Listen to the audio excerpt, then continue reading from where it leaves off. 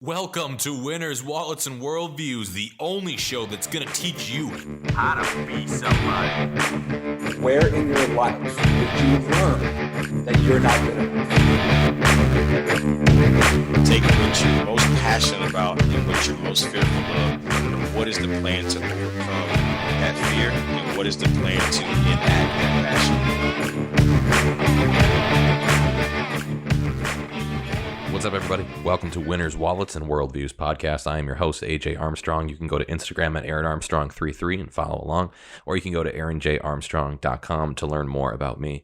But today's guest was absolutely incredible, and it was a great time, and it was a lot of fun. And I got connected to Jim Young back at the Black and Gold Summit for our West Point Real Estate Network. It was really an incredible experience. We learned so much, and just in some brief conversations with Mr. Young, I was able to gather so much helpful knowledge in the real estate industry. And with this conversation today, you'll be blown away with how easy he makes it seem to become an 8-figure earner in the real estate market.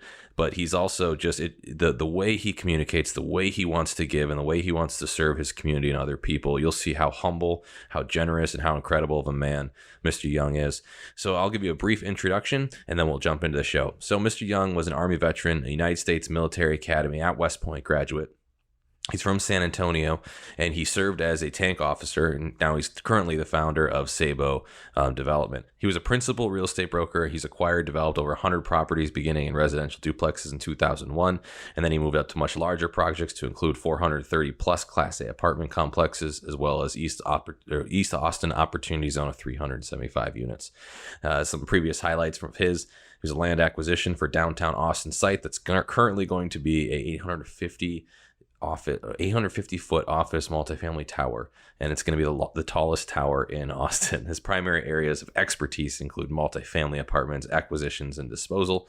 He's also a land for multifamily development or residential real estate expert in all things real estate. He breaks down some really complex and technical skills. He's also the founding partner in real estate construction company, which has been placed in the top 25 of Austin's Business Journal from 2004 to 2007. His career spanned the last 20 years operating companies and partnerships focused on real estate and finance. And he's also just an incredible father, an incredible husband, and an incredible man. So, ladies and gentlemen, without any further ado, it was my distinct pleasure to break down some awesome real estate concepts and awesome business and life concepts with Mr. Jim Young. Ladies and gentlemen, welcome to Winners, Wallets, and Worldviews. On the other line, I have Mr. Jim Young coming at us from, you in San Antonio right now, Mr. Young? I am in Austin, Texas. Austin, Texas. Sorry about that. Yeah, so we're finally getting connected after we met at the Black Gold Conference. Shout out Brian Rodriguez, also been on this show. The West Point Real Estate Network came together and brought us some awesome guests, including the keynote, Mr. Young, who is adjacent to me over the internet right now. Well, Mr. Young, I think that, first of all, I wanted to just thank you for finding the time, in your busy schedule and your busy life. You're a very well-known real estate developer in the Austin, Texas area. And I just wanted to hear a little bit more, maybe in your own words, of just your upbringing, what your value system was, how you got into the academy, and then how you somehow turned it into a real estate career. And the microphone is yours, sir. I'm absolutely excited to be on your show.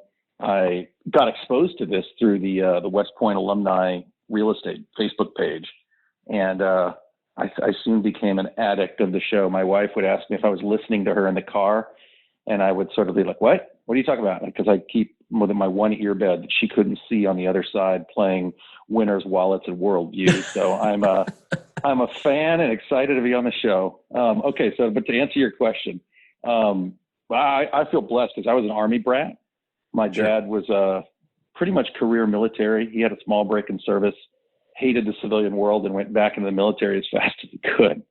So he was actually a tank officer when I was really young.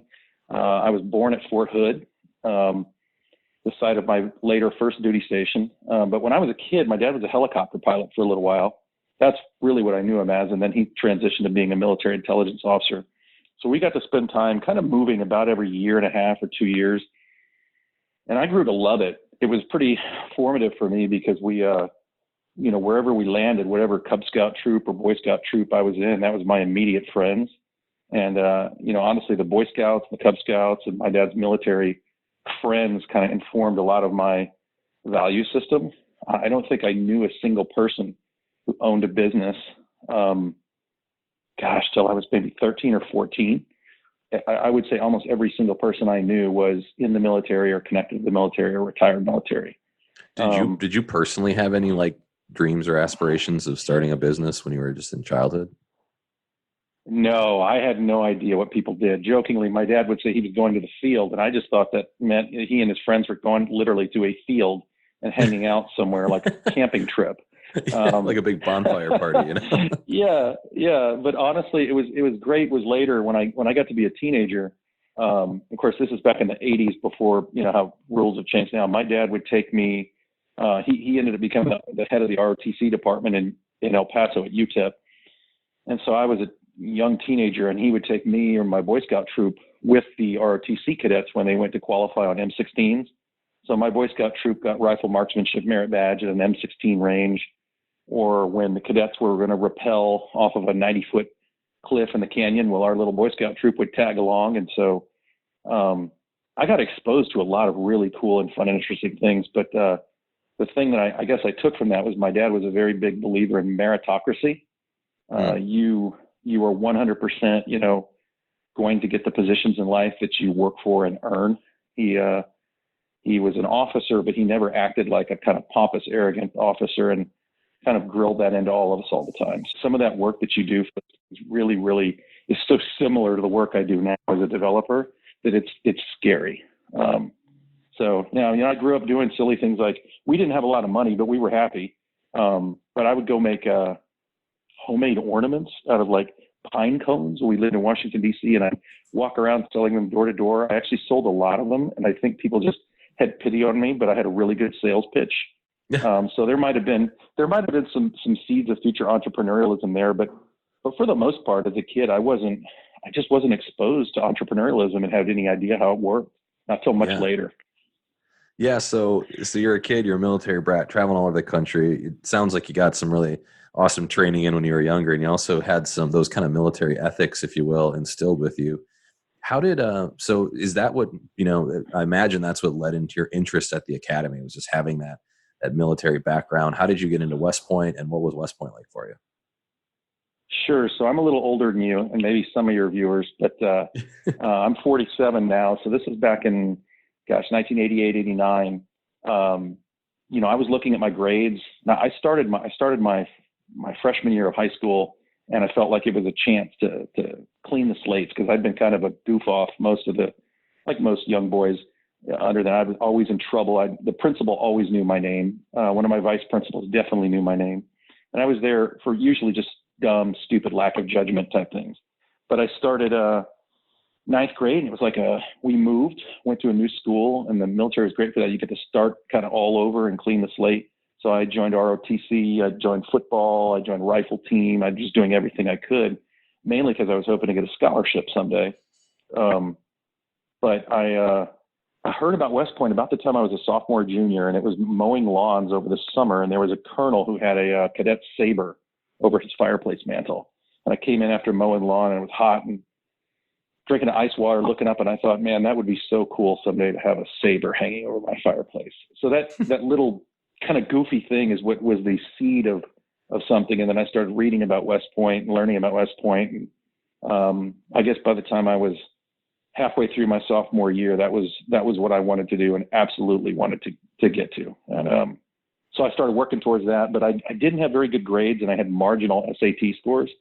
So I actually did a program way back then called delayed entry or split option training. And I joined the Army the day after I turned 17, which was in the middle of my junior year. And then I got shipped off to Fort Leonard Wood, and I was a private in the Army. I was a truck driver, an 88 Mike, went through basic training. Really, really excited and happy there. I was an honor grad. My dad, who was a colonel at the time, snuck up to the barracks and brought me a pair of broken in combat boots that I'd broken in before going. So we were breaking rules back in '89. But that was a great time. And so I I used all that to kind of pad my resume when I went in and interviewed to go to West Point. I talked about how I'd already enlisted in the military, and that's what I wanted to do, and that was my passion. And I think that's what got me an appointment to West Point, because I know it wasn't my grades and SAT score. So then you're in the academy. I mean, this is quite an upbringing, quite a story, not the typical approach. I mean, I don't know if I think they had the prep school when you were there. So this is a different program than the prep school. It's some kind of delayed entry thing. Yeah. No, this was burn your bridges. Like I enlisted in the Army. I was a private first class. I had gone to basic training, and my senior year I was in reserve duty. And then at the end of senior year, I would go back to what's called AIT, advanced training, and then I'd be in the Army. So if I had not gotten into West Point, you would be talking to private first class young. Yeah. So it was legit. I told them, I want to go to college and these other things, but if I don't, then I'm going to use the Army GI Bill and be the best darn truck driver I can until I change jobs. Wow, that's definitely a unique approach as far as getting into the academy. So once you're at West Point, what were some of the bigger challenges that you kind of faced as a cadet? I look back on West Point and thought the irony is that plebe year wasn't that, I don't want to say it wasn't that hard to me, but plebe year was not mentally as challenging to me as what came the following year. And the reason is I feel like a lot of people from, West Point are high achievers that, type A people kind of rise to the occasion and they perform well under pressure. So plebe year, it was kind of like, I'm going to challenge the system. I'm going to beat this. Sophomore year, which we call yuck year at West Point, was tougher for me because all of a sudden I realized like that, all those constraints weren't on me. West Point was still hard, but it wasn't like being a plebe.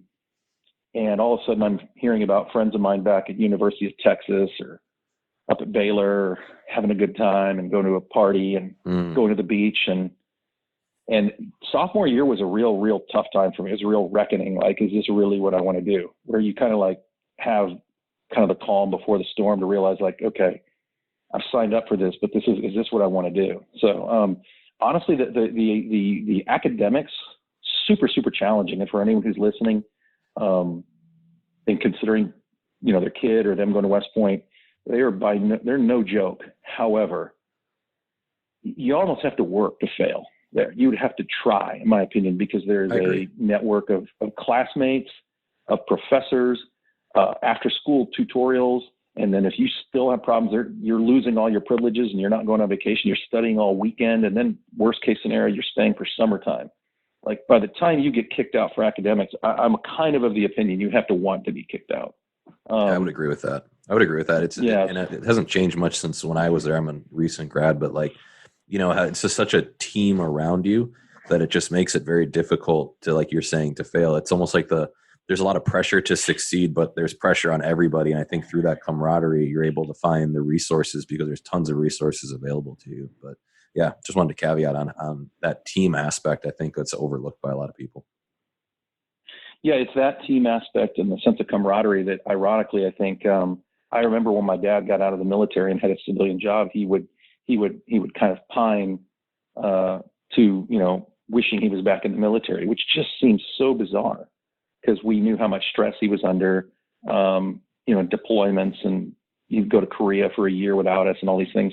And it wasn't until I was in the military and left and then had my own sort of, oh man, I sure kind of wish I was back in the military in certain days. Because you knew, for example, that you could trust what people tell you, that there was a level of commitment that's kind of unparalleled in any other field or endeavor. And not to whitewash our military experience, but there are just some things that you absolutely know when you go to work with your Army Greens or DCUs or whatever they're called now, that the person on your left and right, you can count on them for certain things. And that's not always the case in the civilian world. Yeah, that's interesting. Let's jump into that for a second. So, tell me a little bit about, so we go through West Point. What was your Army experience, your Army career like? So I really enjoyed it. It's funny, every now and then when I talk to my sister or someone who knew me, then they'll tell me I complained all the time, which I think is ingrained in cadets. So it's just what you do. That's how you make friends. It is what you do. Yeah. But as a young officer, I really enjoyed it. I was fully aware of how crazy it was that a 22-year-old individual was put in charge of, 15-16 million dollars worth of tanks and 16 soldiers and a budget. And I really enjoyed it. It reminded me of, in a weird way, my Boy Scout troop. Instead of tracking a budget for a camping trip, we were now tracking a budget for going to gunnery or deploying. And at least I had this false idea that the military just got whatever money it wanted to do whatever it needed to do. It was a complete shock to me when I showed up at my first unit and we had to budget how much fuel was going to cost, how much food was going to cost to go to gunnery, so that you didn't run out of food or run out of fuel or run out of things you need. But that training, which you don't realize at the time is training, you just do it because it's your job. That training was phenomenal for my future work. But I was a tank officer. I was at Fort Hood. I got to go to airborne school and air assault school ahead of time. Both of those were fantastic. I really, really enjoyed both of those.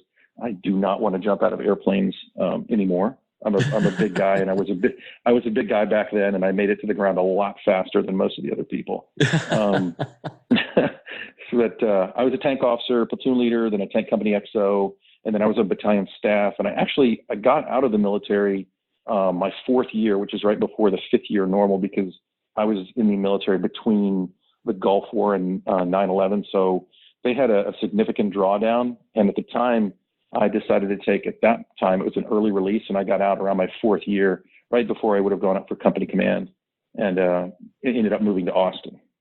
Awesome. You know what? You mentioned a little bit just about, the experience you had at the academy, how the leadership was so different. And, when I was talking to a bunch of the cadets yesterday, I was speaking for the systems engineering department. They invited me to come back, but it was all on Microsoft Teams instead of flying out there. And it was so weird. I don't know what your thoughts are on this, but it was all over.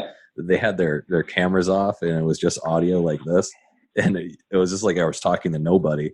And then except the instructor was there, and they're just at their parents' house, but their monitors off and everything. It's just ridiculous. But that same kind of question came up. It was just, what did you learn from the military as far as like leadership versus civilian world? And I think that we, as a West Point graduate, you underestimate, or at least when I was a cadet, I should say, when I was kind of speaking to these cadets, I was like, you really underestimate the amount of implied leadership training you get.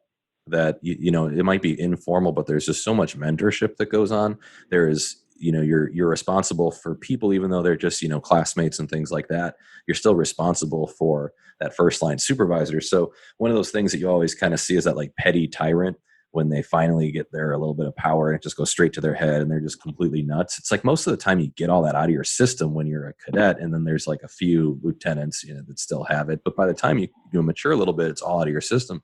I was explaining to the cadets that, well, today, you have people that might be an engineer that are 32 years old before they get their first direct report in a company.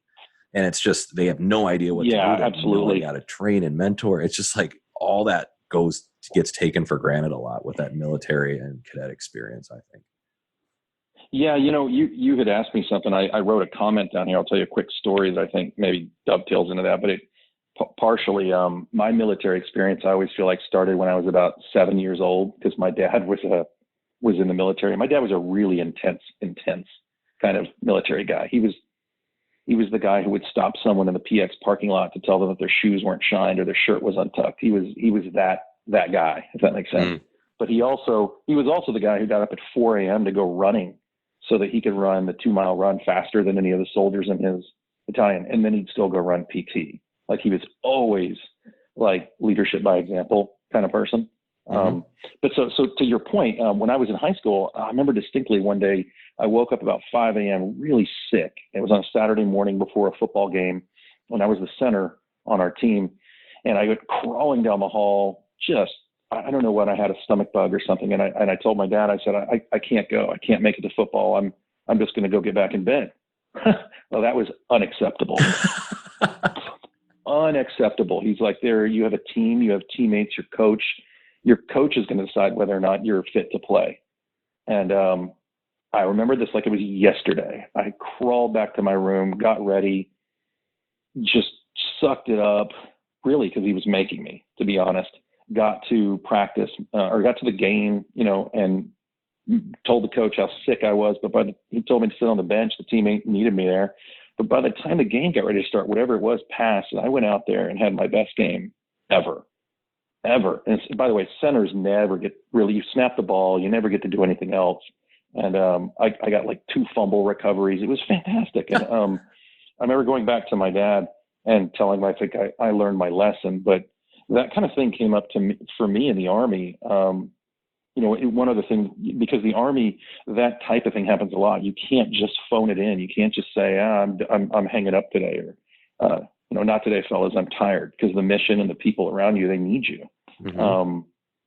But to your point, one thing I thought about regarding training was, I think I was 24, 25 years old, and I went to one of these voluntary classes they had at Fort Hood where they said, who wants to learn how to be a Air Force Academy or Air Force liaison?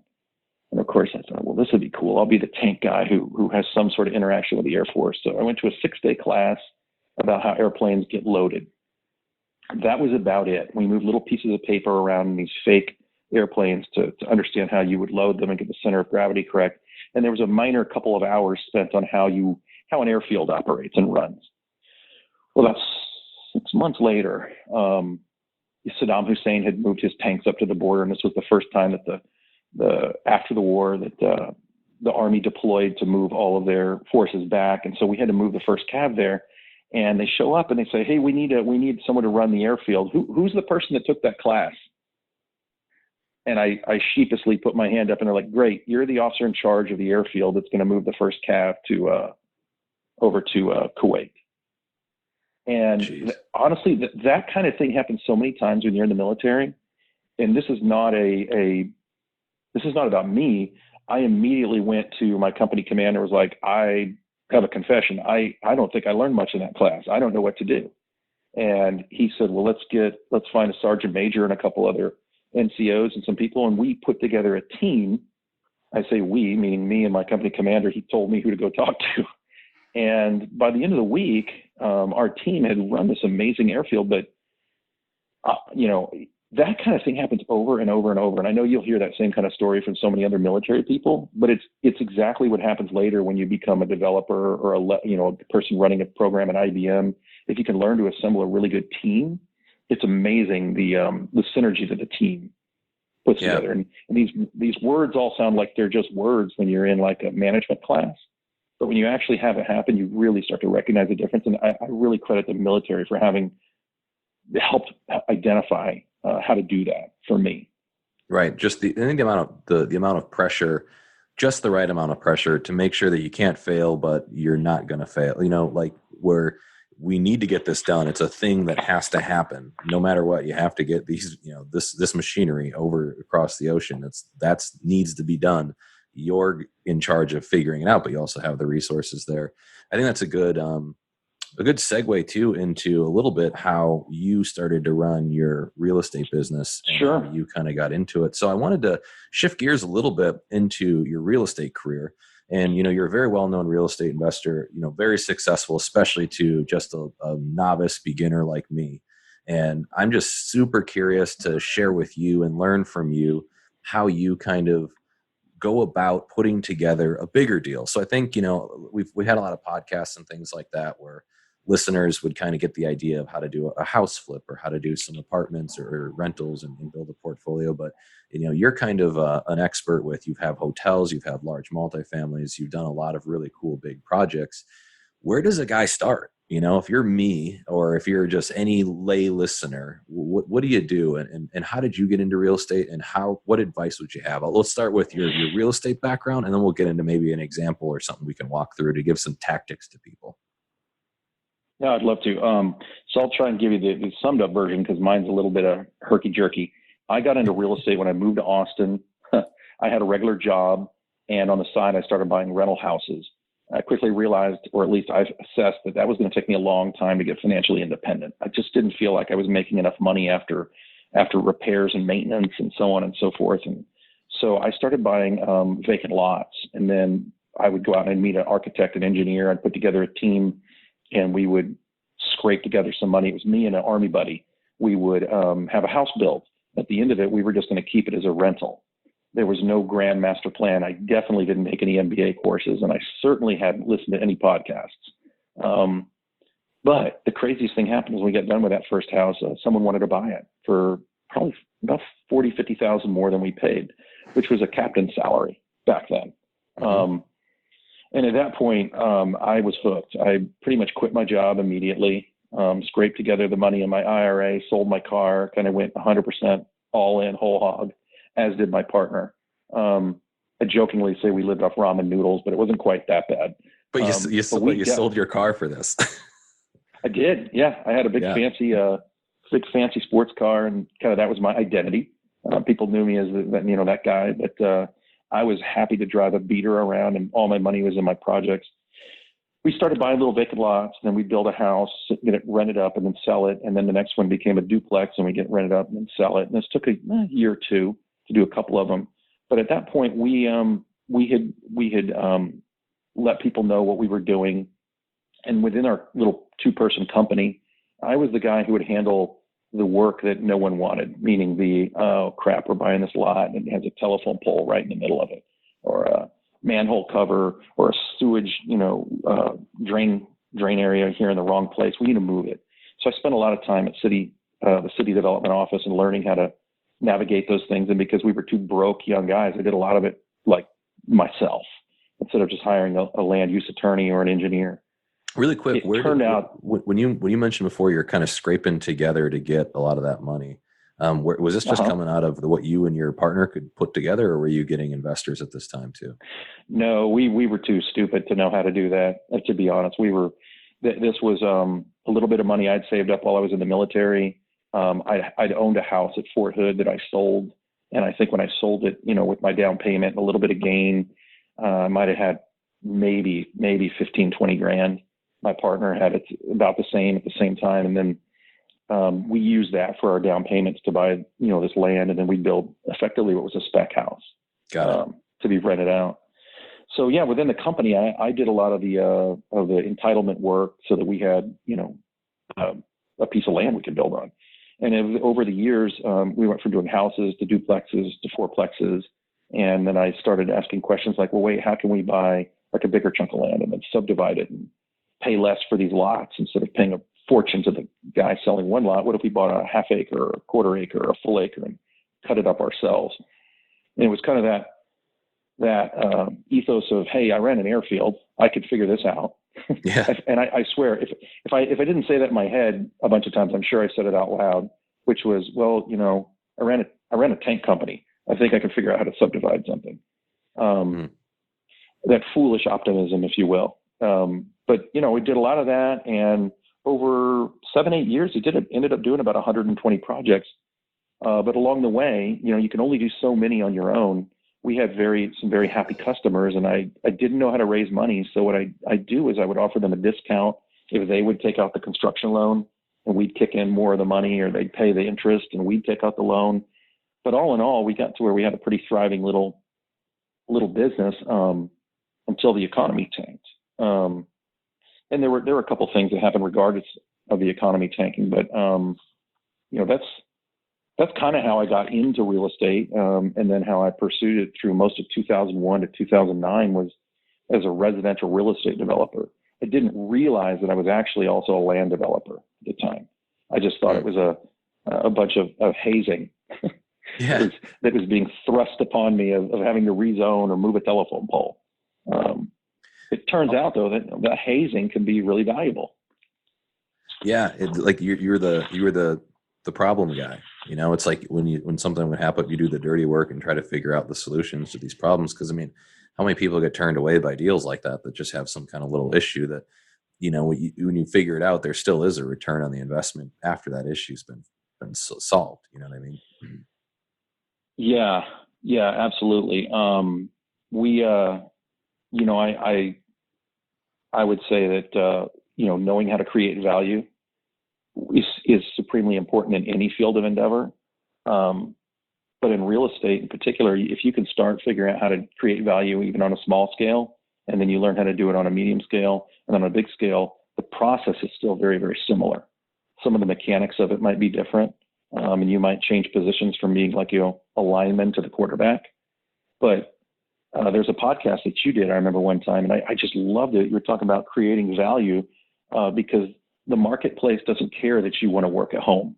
The marketplace doesn't care that you want to spend more time with your kids. The marketplace cares about value.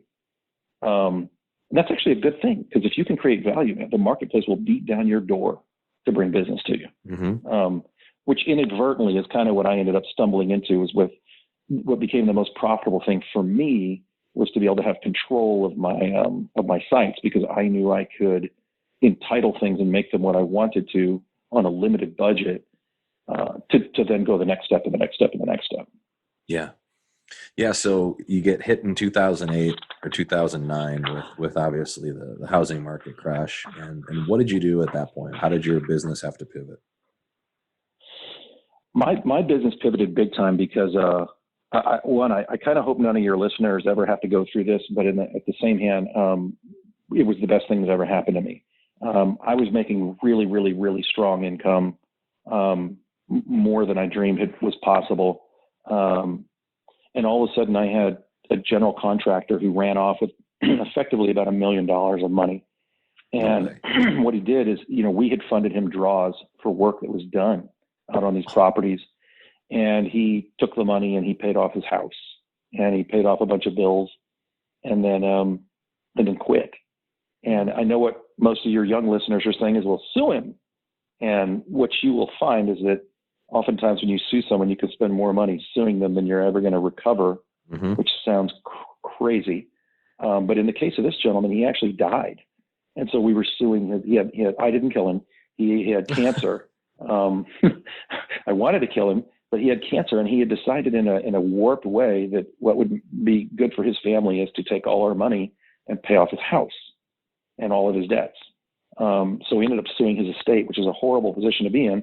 But as a young guy, he'd effectively ran off with most of my life savings at that point. And so I learned a ton through that informs a lot of my decisions now, both on due diligence, background checks, keeping up, much more tight controls of financials, and then just good old fashioned stuff I learned in the Army, which is, get out of your ivory tower and go down and talk to the guys in the motor pool. And in my case, right. It meant get out to the job site with breakfast tacos and my business card. And, this is pre-COVID, go shake hands and talk to people and find out if anyone's getting late paid or slow paid. It's amazing what you can find out just walking around the job site. I was going to say, were you able to recoup any of that after you sued him? It took about 1.5 years. And what we did the right thing. We continued to pay all our subs going forward. We had a open communication and dialogue, and God forbid if any of your listeners ever get in this situation, the best thing you can do is talk early, talk often. We went and met with all our bankers, all of our vendors, explained to them what would happen. What we were going to do about it is that we were going to continue to pay them with our construction loans. And that if we wanted them to all file liens on the property, we'd pay them interest. We didn't ask for anybody to cut us a discount because it was our fault. It was our responsibility. And basically, I worked for free for about 2 years, and got all of those properties finished and done, and then finally sold through the downturn. And that paid off the liens. But when it came to closing, oftentimes I was writing a deficiency check to pay off those liens. And man, you really learn to put some standard operating procedures in place after that. Like 2010, I was ready to get married. I'd met the girl of my dreams, the person who's my wife now. And I was at a fork in the road. I was like, well, I can start doing this again, I think. Or I really wanted to learn how to do the bigger deals. And so in my case, I chose to go into commercial real estate brokerage and represent people buying sites to build shopping centers or apartment complexes. I thought that would be a great way with a lot less risk for me to take what I'd learned and apply it on a bigger scale. And so I did that, and that was my pivot. For about 4 years, I just put my head down and I grinded, and I did really well.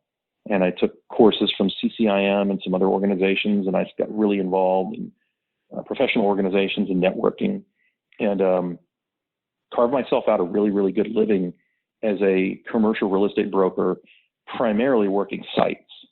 And I probably would have stayed doing that for a long time, except that, the old entrepreneurial bug kept biting me. I would see a building or something that I thought, well, I could buy that. I could do that better than my client. And so by 2016, 17, I started buying sites and doing that. And at that point is when I needed to learn how to raise money, because it was way beyond what I could do for myself. Yeah. So tell me a little bit about the process of becoming a developer and a syndicator. So in this 2006, 2007 timeframe, when now it's time that you're doing bigger projects, break it down for someone that might not totally understand how they would go about it. What's the order of operations, if you will, to go about putting together a deal, to finding a good deal? Any tips or tricks you might have that would go about how you get these? You just pull them off the MLS? Do you find things off market? What is kind of your process? And then what does that look like? Walk me through it with a little bit of detail so that someone listening might be able to stumble through it if they ever tried. Well, I would say my path might be a little different than most because I was a broker for 6 years. Okay. I have a lot of really good relationships with other brokers around town, but this next, so part of mine is I use some of the things I did just in the conduct of being a broker. I have cold call lists and other things that I still maintain. I have 6 years worth of old coffee meeting notes, and I have a variety of people I can call for deals. But I find that a lot of my better deals come from off-market contact and through relationships, through either other brokers or bird dogs. People out there hustling, kind of like a Mark Kong type person. Yep. And I'll tell you this, and if your listeners are the kind of person who goes on a Facebook page and says something on Facebook like brokers are overpaid, they just slit their own throat. They don't realize that these brokers are out here working on full commission all the time, building lists, building names, building rapport. And when they find an amazing deal, yes, they're going to open up their Salesforce app or their CRM or whatever. But you know what's really going to happen? They're going to think about the person they think is going to take care of them. Or they're going to look on their desk, and everybody has this version of this, a yellow sticky note with the top 3 people they should call to get a good deal. And you want to be on that list. And honestly, that's how I get a lot of my deals is relationships like that. Bankers, engineers, architects, lawyers, CPAs, depending on what asset class you're going after, is just build relationships with people who are in the industry that you're in, and or volunteer or be in associations or affinity groups. Like, you and I met through the West Point Facebook page. But if you were in the hotel business, join a local group who's in the hotel world for you, or join something that's in something in your area so that you can have an affinity group that people know you.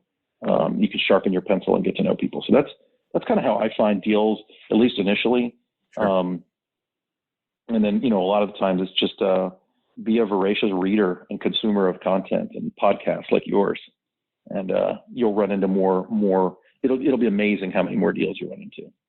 Sure. So just kind of building those relationships with brokers and industry professionals is going to get you at least in that top couple people that they're going to think about and being kind of front of mind when they decide, hey, I think I see something, I sniff something out. I think I know a guy who could take care of this. And then you're the guy. Correct.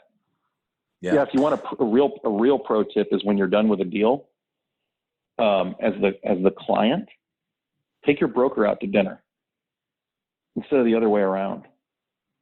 Expecting your brokers, of course, brokers always take their client out to the big dinner. But if you're a client, you really, really want to get repeat business from someone, and you want people to know, take your broker out to dinner, or send your broker's wife a card or a thank you note. It will blow your mind how many new deals and better deals and quicker deals that you get. What's your so I know, like, finding bird dogs for residential seems to be a little easier for me, at least. What's your tip for finding bird dogs that are looking commercial or bigger projects? That's an interesting thing. So here's one thing that I should probably point out to people is that bird dogging or trying to flip contracts in commercial is in my opinion, is nearly impossible. Okay. What I mean by that is that sometimes someone will go put a property under contract that's commercial, and then they want to just flip the contract to someone, not realizing that most commercial contracts, you need to get a phase 1 environmental done. You're getting a completely different type of survey. There's a level of due diligence that's just significantly higher and takes longer. And so it's much more challenging if you're trying to flip paper as a commercial kind of bird dog. So when I say bird dogging, or if you're reaching out to bird dog, I mean like talking to people who are professionals in the industry, like a civil engineer or an architect who works in the field you do, or probably real estate attorneys, things like that. Yeah, a real estate attorney. And, you demonstrate value to them of what you can do and help them, and why should they help you, and so forth. I'm not trying to dissuade anyone from bird dogging commercial real estate, but, I've had people call me before and they say, hey, I've got this great site. I go, okay, tell me about it. And they go, well, it's an acre. And I said, well, what's it zoned? I don't know. Oh, okay. Well, what do you know about it? Well, it's in a great location. And the problem is it might be in a great location, but without clear and convincing information and entitlements, it's really difficult for a commercial practitioner to take action. And so if you are bird dogging, then I would say learn your craft really well and assemble that information for people. And you'll be a lot more successful than someone who's just sort of like passing off information and hoping that it sticks. It's kind of funny about that is you're basically becoming a broker at that point anyway. When you're a bird dog, you're gonna, by the time you fix in your fee, do all the due diligence on the other end, you might as well have just bought that from a broker. Yeah. There's a whole science of off market and fear of missing out, and things getting priced, effectively when they're listed, or maybe not effectively when they're not. But, I don't want to dissuade someone who thinks they may have found an awesome, really great deal, but I would hope that they know how to answer all the same questions as a professional commercial real estate broker. Good. Because okay. Those guys are sharks and they know their business.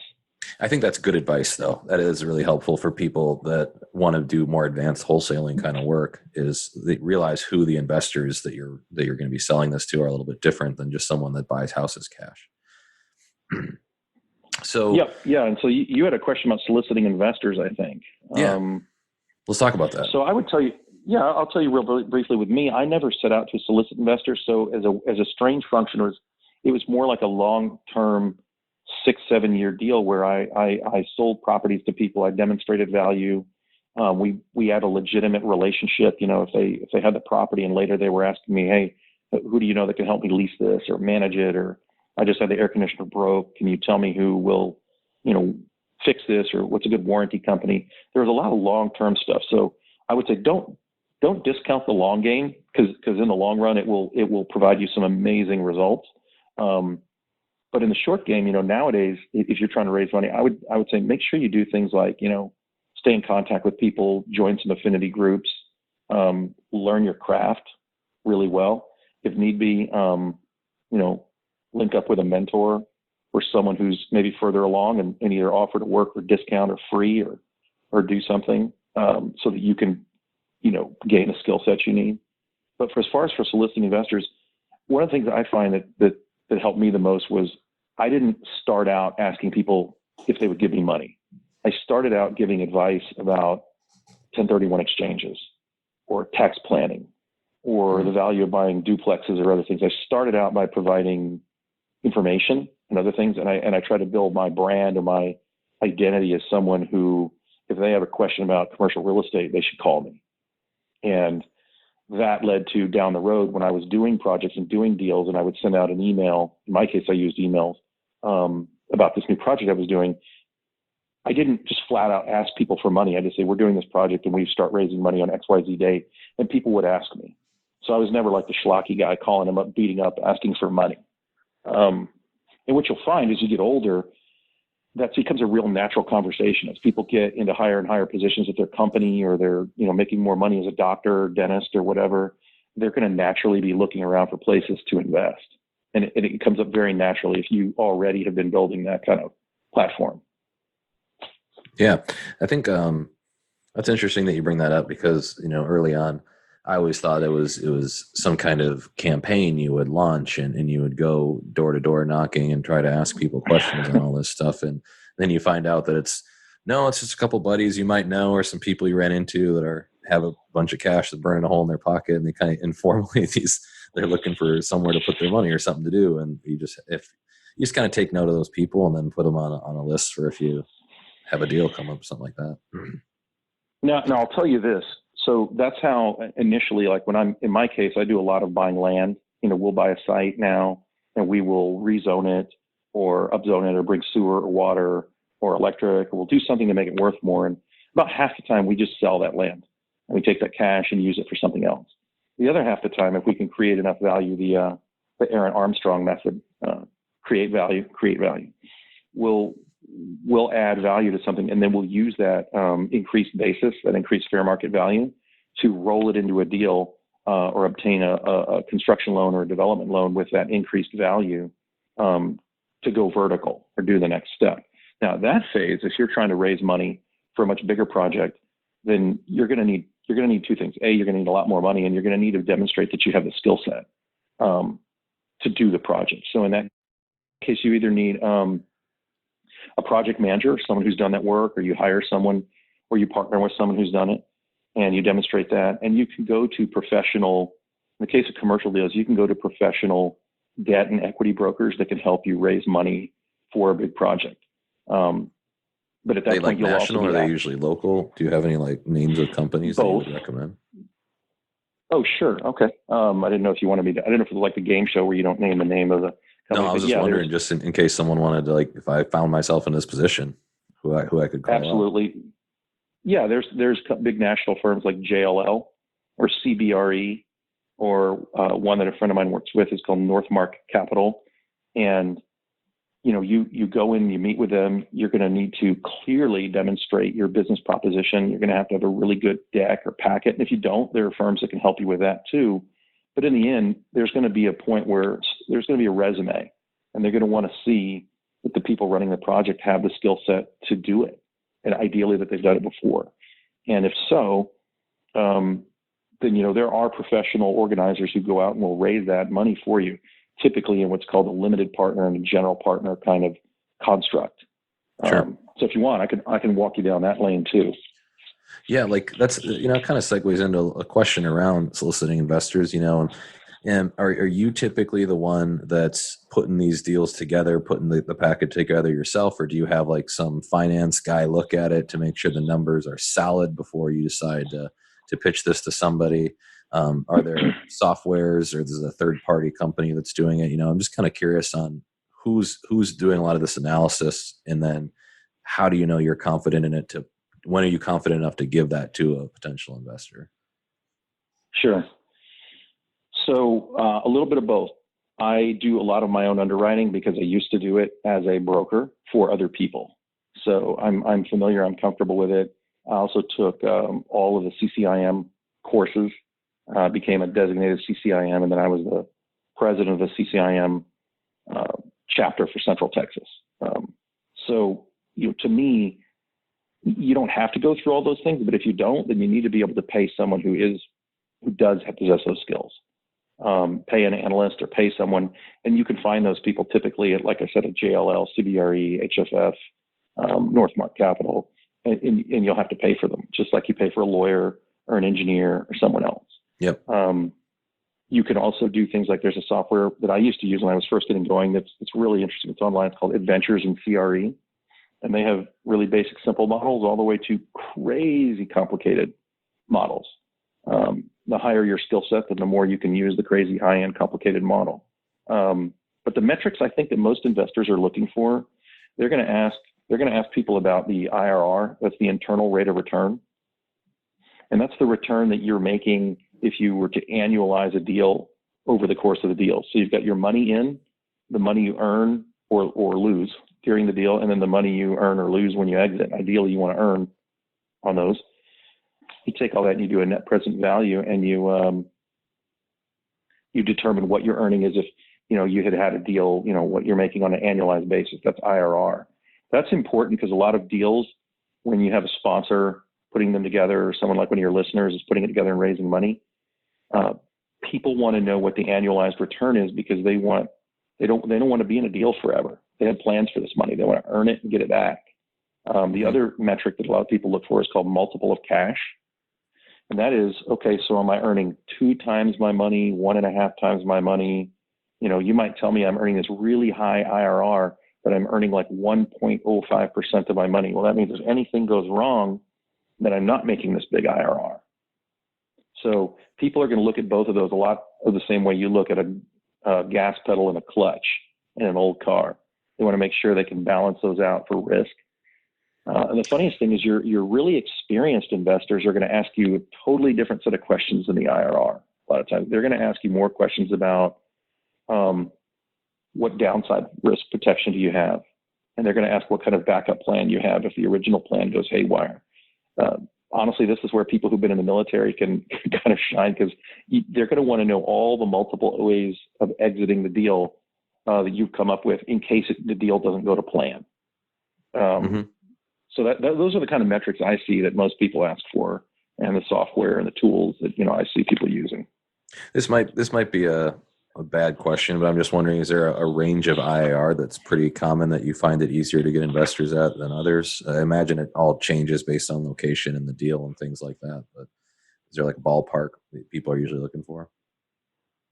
I mean, like, you so look at the stock, you're looking 8 to 10% usually, that kind of thing.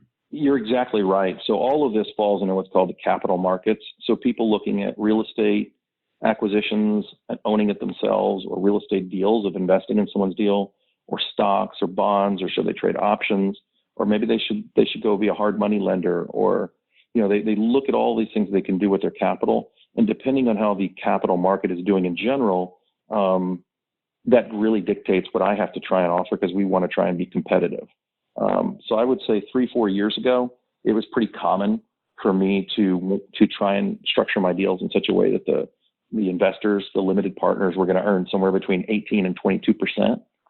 And to be honest, that was a little higher than I think most people were offering.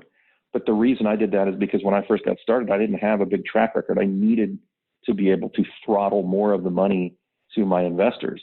And so you might be wondering, well, how do you throttle more money to the investors? Isn't the deal the deal?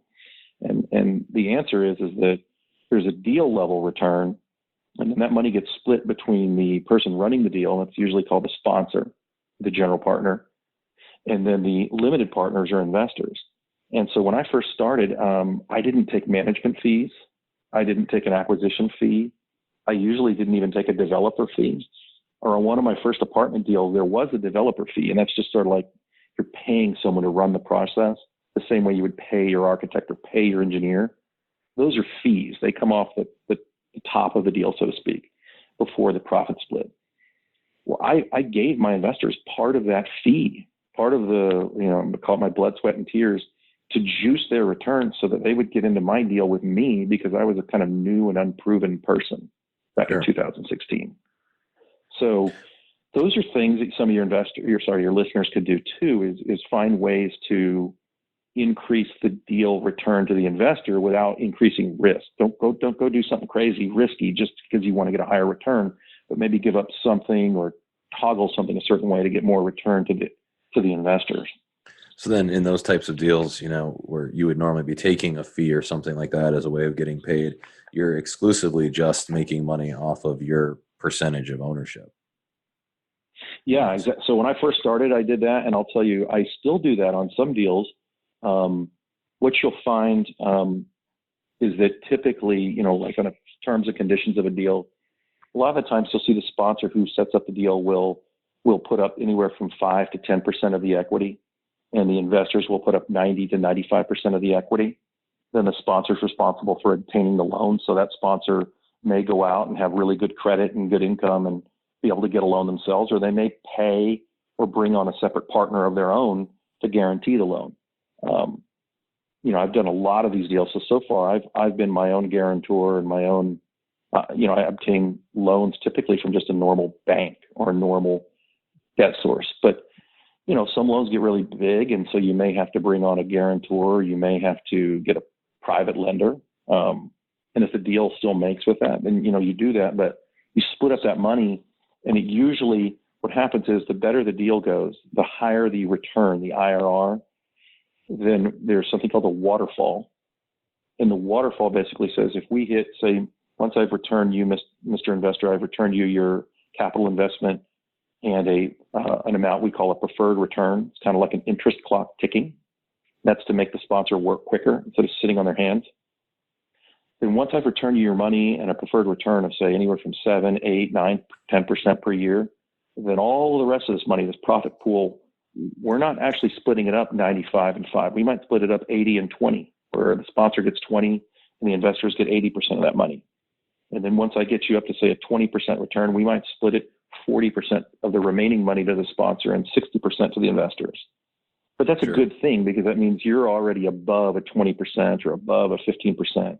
It's incentivizing you to stick with your promise, or correct. It's incentivizing you to go higher. Yeah. And so I'll tell you, that's all negotiable. And if you're an investor looking at a deal and that sponsor is, I don't want to say new, but if that sponsor is putting out a deal, it's somewhat negotiable. A lot of times sponsors will put out the deal and they're like, this is the deal, because they're dealing with 30, 40, 50 people. They can't keep renegotiating. But as an investor, you have the option to decide whether or not to invest in that deal. So if you're ever getting in a deal and you see a sponsor who's making a really large amount of money on day one, the day that they start, then you may question whether or not your goals are aligned. And one of the things you would want to check and see is, well, are we paying fair market value or not for this property when we start this deal? Sure. That's probably a whole different podcast, like the real minutia of that. Yeah. But in the end, you're typically looking when you're setting up these deals or buying into them, is you want to make sure that the deal level returns make sense. And then you want to make sure that the splits within the deal to the investors and to the sponsor are equitable. You actually don't want a sponsor who's in a deal that's bad, because then the sponsor's not going to pay attention to it and they're not going to work hard, and then your money's at risk. Yeah. So so now we got a good idea. I think we did a nice high level run through of some tips for just like the financial side of it. What if we put on, the project management hat a little bit?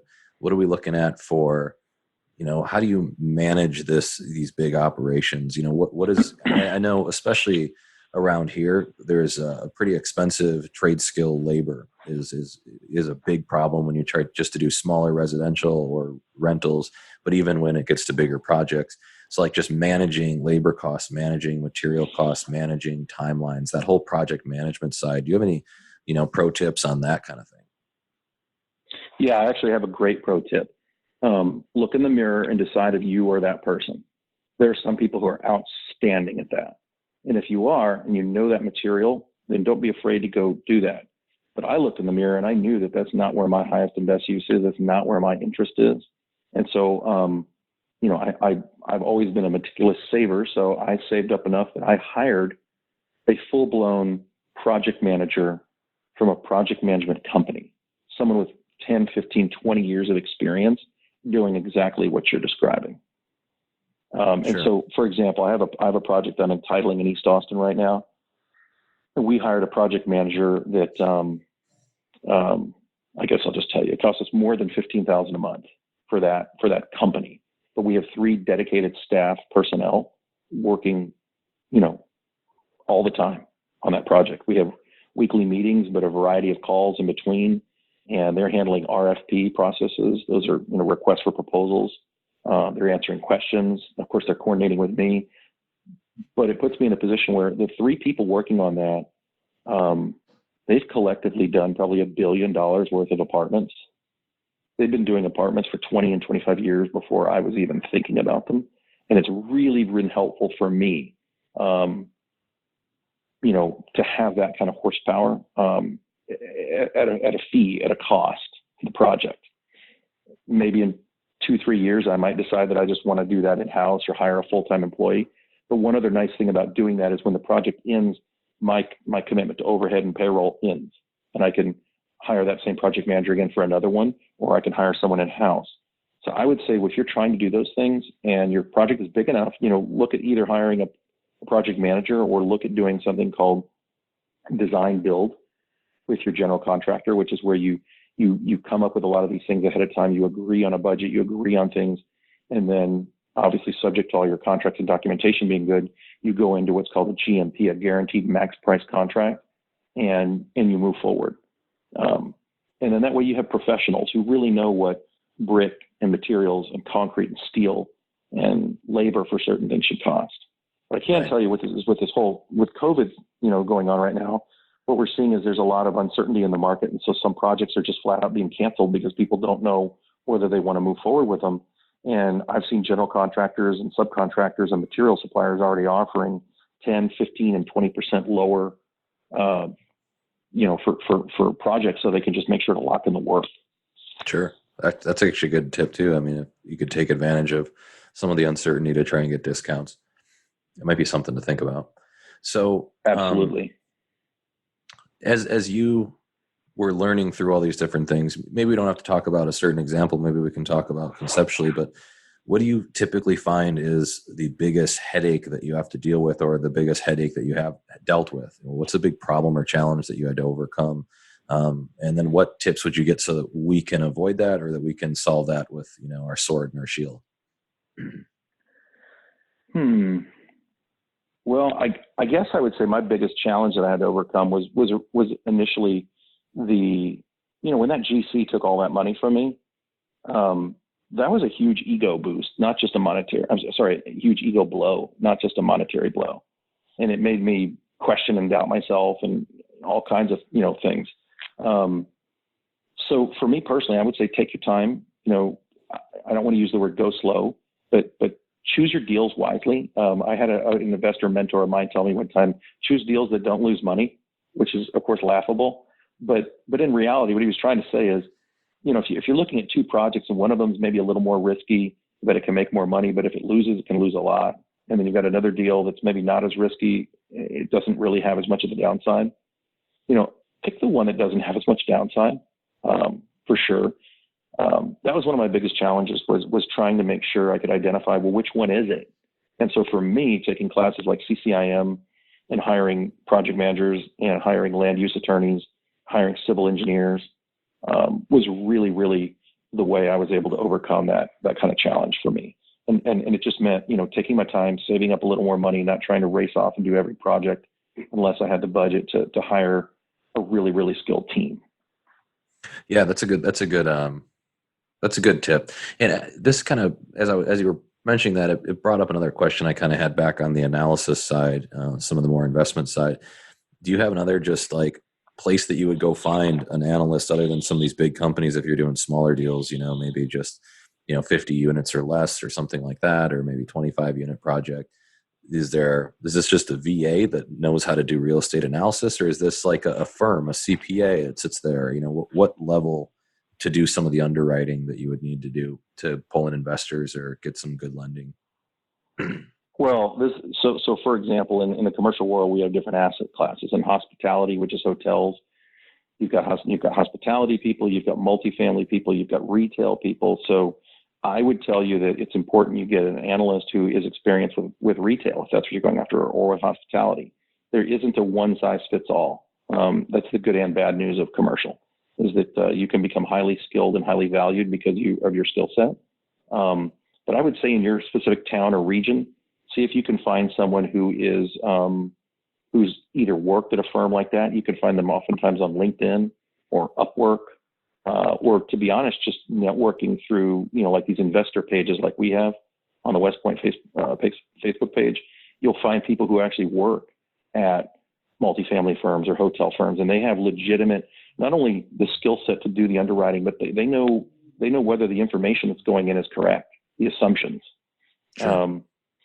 And for me, again, this is one of the reasons I do a lot of networking, and I make sure to take care of people and pay them right, is because I get a lot of calls from people when they're disgruntled at their employer, and a lot of people who can do side work for me that are already highly skilled, probably more highly skilled than I can afford to pay as an employee, but as a consultant, can pick them up and do amazing work. But you can find the same people if you just network, get on some of these LinkedIn pages, and make sure that people know that that's what you are. Make sure people are aware of your identity as a developer, or your identity as an entrepreneur, so they can actually help you. Yeah, that's a good tip.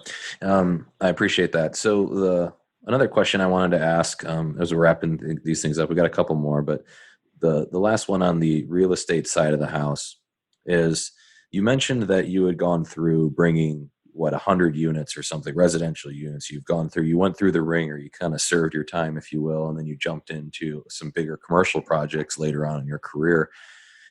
What advice would you give someone starting out? Is it necessary that they go through all of those steps, that they do maybe lower margin projects just to learn the game a little bit? Or is it smart to jump in and start learning how to do things big, and you can leapfrog a little bit?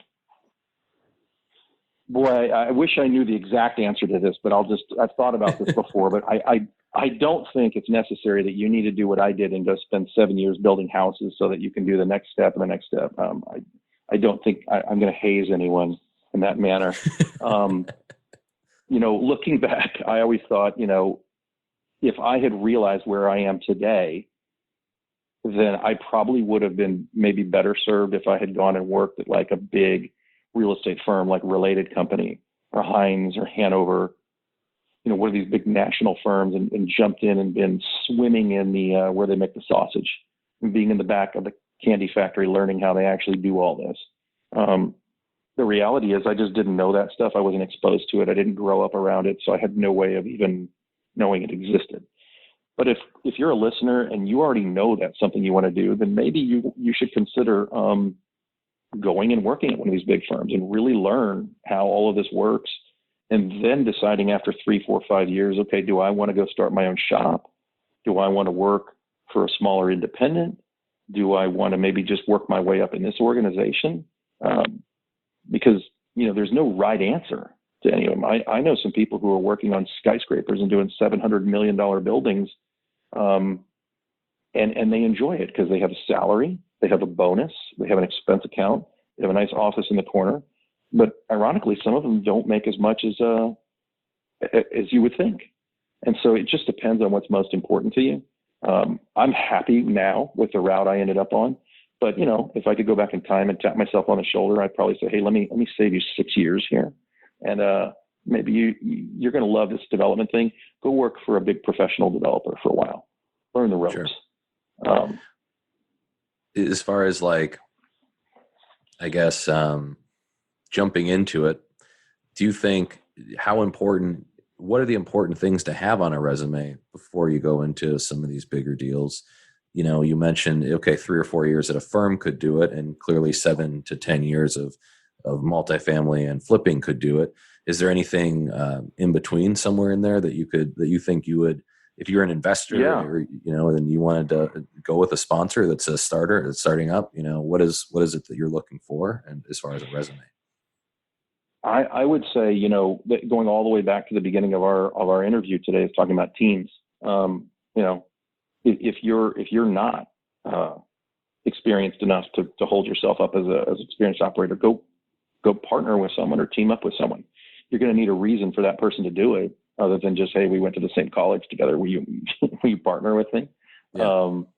But have a reason, and that reason could be that you found an off-market site by someone who wants to sell, and that you went and took the time to figure out that maybe the site needs to be rezoned, and you've already talked to the neighborhood group about supporting you on a rezone. It could be any number of things that you use to create value to that team.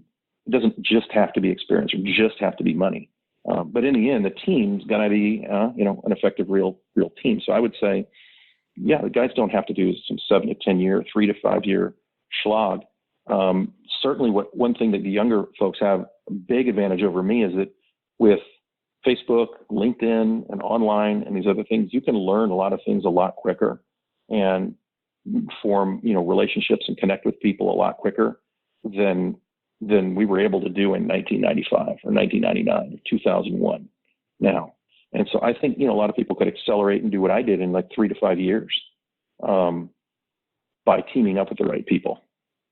Yeah, great advice. And I think that's helpful too. It's just a way of maybe anybody, it's kind of like that, the old fashioned cop movie, right? You got the old detective that's kind of the old crusty guy with years of experience. And you got the young chipper one that's kind of young, dumb, and ready to go get him and stuff. And it's like, maybe that's a good partnership too for real estate, because you can kind of rely on each other's strengths and weaknesses. You got the innovative big thinker on one side, and then you've got the person that gets it. And I think that could be an interesting dynamic to bring to the table if you're a younger investor. So I appreciate that insight. I think that's good insight. Go ahead if you had something to add. Well, I was going to say something. I don't know if it ever popped up in here, but a good friend of mine gave me this advice a long time ago. He said, your identity is your currency. And it's one of my favorite sayings. I know who Aaron Armstrong is for sure. After listening to your podcast, and when I first met you, I didn't even have to talk. I knew who you were because you made it very clear what your values were, what you do, how you do it, your mission to support people in entrepreneurship. Like it's very clear. So if I were looking for someone, or if I knew someone who needed what you do, I would know immediately to send them to Aaron Armstrong. And I think that that's a very important thing to figure out when you're younger, is figure out what it is you want to do, how you want to add value to people, and then make sure people are aware. It doesn't mean you have to be email blasting them every week, but make sure people are aware of, what it is that you can specifically do to help someone else in the marketplace. That way, when the opportunity comes up, they call you. So that was all I was going to say. That's one of my favorite sayings, is your identity is your currency. Yeah, you're making me blush with all these compliments today, talking about the podcast and all these things. If we were doing the video, you'd be seeing my face turn red now. But the last couple questions, second to last question, just reflecting on any of your success and failures, any young business owner, real estate or not, entrepreneur or not, someone that's just ambitious, someone that's hustling, what advice would you give them to find success in business and life? I know you mentioned a lot of good tips and takeaways, but I wonder if there's anything specifically you would want to share with someone on that. Yeah, I'd say one, go. I'm presuming that the people who are on this podcast are probably like me and you. They're probably type A. They're probably go, go, go, go, go. They're already hungry and looking. So take what I'm about to say with a grain of salt. Go slow. It's not a sprint. Just go a little slower and make sure you don't lose money. I think I already talked about that a little earlier, but it will set in later. Don't lose money. Seek out deals that don't have as much proclivity to lose money. The next one I'd say is pick out deals that will get easier as you go in the process. There are some deals I think we've all been on where you just keep solving problems and another one pops up and another one pops up and another whack-a-mole and another problem and another problem. And eventually you'll realize that you're just trying to get a deal for the deal's sake. You should be picking a different deal, one that gets easier as the process goes and more valuable as the process goes. Yep. Less stress as the process goes. And I guess the last one, and this is something I've learned as I've gotten a lot further along, but I think it can apply at any level. If you are blessed with having a lot of deal flow, try to pick the ones that have a gravity of their own. And what I mean by that is, like, I'm thankful that I'm now at the position where, I was looking at 6 or 7 deals last year, and I picked one next to a light rail station to pursue. And I picked another one next to the Riverwalk in San Antonio to pursue. And then I picked another one that is one of my favorite hobbies in life, was to rezone a site in East Austin and pursue it. And I keep joking that, like, each one of those in their own way has this gravity all of their own, meaning, the property by the light rail station, Apple Corporation decided to move in right down the street and build a new $1.5 billion campus. Well, my phone started ringing from people after that, either asking if they could give me money to buy my property, or give me money to invest in a deal there, or call me to see if I'd partner. And that doesn't happen on everything. I mean, Apple doesn't move in next door to you every day. But being in a position with a light rail station, what I jokingly call a defensible fortress location, a DFL, that made that the gravity of that project is making it easier and easier and easier. We're entitling that site right now. And there's a lot of things that get easier. I called up the people who run it's called Capital Metro, that runs the train station. We said, hey, we'd like to build our apartment where part of it's going to look like an old train station. It'll come in the entrance. And they started saying, we love this. We're going to meet with you guys and let's do this together and that together. And about that time I said, oh, you know what I really need? I need a fire lane entrance back here. Sure could use a favor from you guys. And they're like, let's have a meeting. Let's talk. That's a gravity of its own. In San Antonio, the project on the Riverwalk, it was highly, highly visible. But gosh, when I talk to people about it now and you show them a video or a picture of it, it makes it so much easier than when I was, maybe building like a suburban apartment complex kind of in the middle of nowhere. There's nothing really that compelling about it, passionate. And the same thing with East Austin.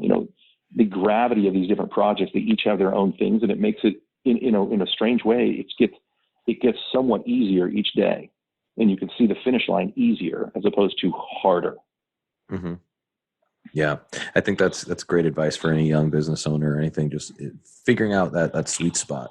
And we talk about it on the show. I know you're a listener, so you hear it a lot. But it's just that, what is marketable that you're doing? Is this creating value in the marketplace? Number two, what are you good at? Is this a strength that you have? Can you bring that to the table? And then the third one is, like you just said, is this something you're going to get passionate about? Is this something you can get behind? Is this something that excites you? Is this a project that's fun? Those are the types of things I think that are really helpful for people starting out.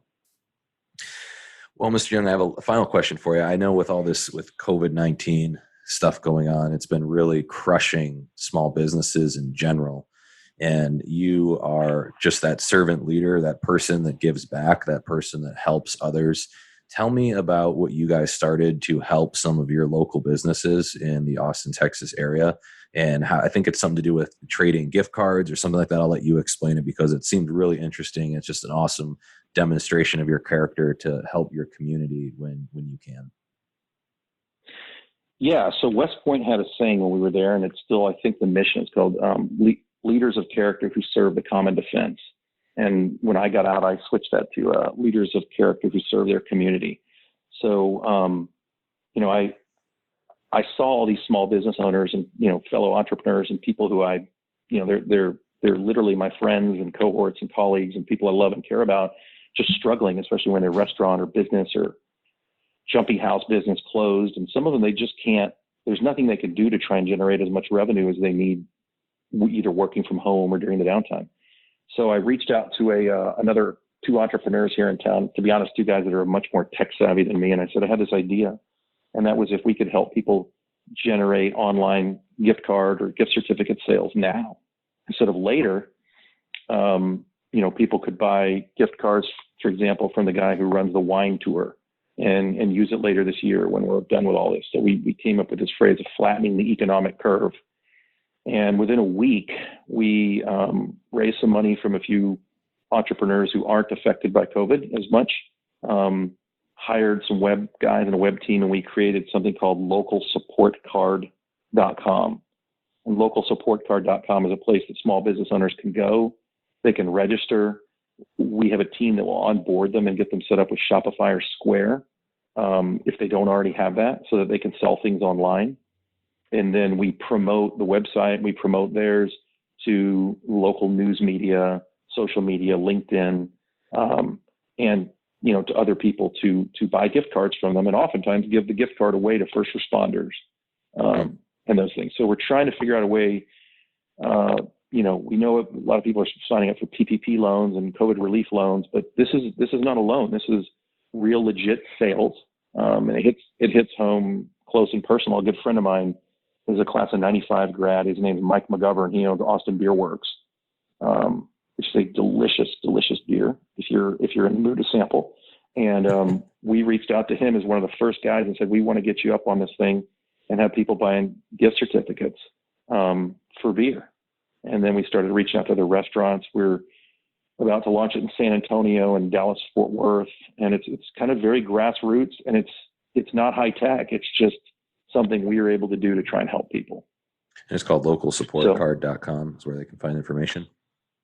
Yeah, we call it localsupportcard.com, and it's also got a Facebook page, Local Support Card. But for any listener who's out there, you can do something just like this in your hometown, whether it's tech or not.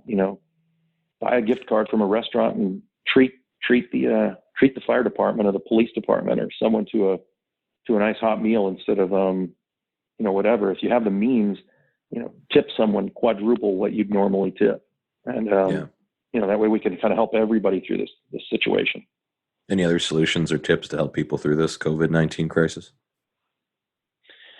Absolutely. I would say if you could listen to another shameless plug for Aaron Armstrong's podcast. If you could listen to podcasts like Aaron's, I also have a friend that runs something. His name's Joseph Kopser, runs an interesting series of online podcast type things. There are people trying to put positive, good information out there to help you improve your business. I saw Mark Cuban did one with Salesforce. If you look for them and find them, there's a lot of really good content out there right now that normally isn't available because people want to help and see businesses succeed. And of course, my LinkedIn profile, another shameless self-promotion, is always full of content about jobs and economic development and construction and real estate. Well, Mr. Young, I really appreciate you taking the time today. We did a really long show today because we went through a lot of tactics and tips, and I know your time is extremely valuable because you're a big time developer, you're a servant leader, you're a small business entrepreneur master. You're just an awesome guy, and I really appreciate you taking this much time to share your insights with our listeners, give them some not only just high level strategies and mindset tips, but also some really tactical things they can do in the real estate market. So, Mr. Young, I just want to ask if you want to, anybody that wants to get in contact with you or maybe get in contact with your business or anything like that, how can people follow along with what you're doing and what you're up to? Sure. So LinkedIn is one of the best ways. I'm on LinkedIn. I think you have to type in linkedin.com/in and then Jim Young Austin. I also have a Facebook page for my company. It's Sabo Development, SABOT. And a Sabo, for those who don't know, is a tank round. Those are the two best ways. I also have a Facebook page that's Sabo Development. But LinkedIn is one of the best. I'm on LinkedIn a lot. If you drop me a line, you can include your email address and I'll write you back, or we can talk there on LinkedIn Messenger. But those are the best ways to reach me, or my website, sabodevelopment.com. Well, I appreciate it so much, sir. I'll give you the last word, and then we'll wrap up the show. I just have to tell you, thank you for letting me be on the show. I look forward to listening to it, downloading it, and sharing it with people. And I think it takes an enormous amount of creativity to run a show like this. And I'm just thankful to you and all the listeners. If they're ever in Austin, Texas, and I can do anything or invent an excuse to go out and drink a beer with them, by all means, reach out to me. Awesome. Thank you so much, Mr. Young. You guys heard it here, Winners, Wallets, and Worldviews. You can go to aaronjarmstrong.com/podcasts to listen to the remainder of these episodes or any other episodes along the lines of real estate, entrepreneurship, business, and life. So thank you so much, everybody. Be somebody. Hey folks, AJ here. Thanks again for listening through to the end. Once again, we are celebrating our 100th podcast episode of Winners, Wallets, and Worldviews. And to help us get some of the high quality guests that you guys love, it really, really helps us if you leave a review, because that's one of the things that iTunes looks at to make your podcast more popular. And it also is what some of the PR agents look at so that they decide if they want to get some of the high quality guests on our show. They'll actually look at how many reviews you have on a podcast. So for me to get some of those guests, I am going to give away $200 to people that leave a review. So what it is if you leave a review, you go to iTunes, you go scroll all the way down, you leave a 5-star review and a comment about how this podcast helped you or helped your business or helped someone you know. That's going to enter you into a raffle where we will randomly select a winner, and they will get sent via email a $100 or $200 Amazon gift card. So once again, guys, this is one of the things that really helps us to get some of those high quality guests on the show. So it's very, very simple to enter. Once again, it's got to be done on iTunes. So it's 3 very simple steps. Step 1, go to iTunes. Step 2, leave a 5-star review and a very simple comment. Step 3, screen grab that comment and send it to info@aaronjarmstrong.com. That's how we know that you left the review, and that's what's going to enter you into the review system. So without any further ado, thank you so much for being a loyal follower and a loyal listener on this podcast. And we thank you so much for your continued support. And if you want to continue to get high quality guests on this show, please support us by just leaving a very simple review. And hopefully you could be the lucky winner of a $200 Amazon gift card. Thank you so much, everybody.